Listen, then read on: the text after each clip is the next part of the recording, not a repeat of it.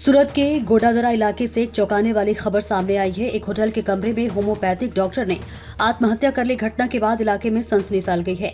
जानकारी के मुताबिक डॉक्टर भावेश क्वाड ने खुद को एनेस्थीसिया का इंजेक्शन लगाकर अपनी जीवन लीला समाप्त कर ली। माना जा रहा है कि उन्होंने पत्नी से घरेलू विवाद के चलते ये कदम उठाया। मौके से एक सुसाइड नोट भी बरामद हुआ है, जिसमें डॉक्टर ने अहमदाबाद में रहने वाली अपनी पत्नी का जिक्र किया है।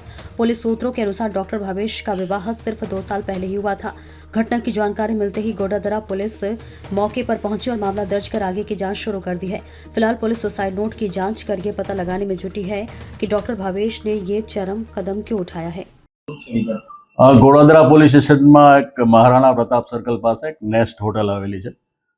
ત્યાં ચેકઆઉટનો ટાઈમ થતાં જે એનો માલિક છે હોટલના, એને ત્યાં ભાવેશભાઈ કવાડ કરીને એક યાત્રી રોકાયેલા, એને ફોન કરતાં ફોન રિસીવ નહીં થતાં એને દરવાજો ખખડાવેલો, દરવાજો નહીં ખોલતા એમને શંકા જતાં પોલીસને જાણ કરેલી, જેથી દરવાજો તોડીને જોતા ત્યાં જે ભાવેશભાઈ કવાડ છે એ પોતે ડૉક્ટર હોવાનું જાણવા મળેલ અને ત્યાં મૃત હાલતમાં મળી આવેલ।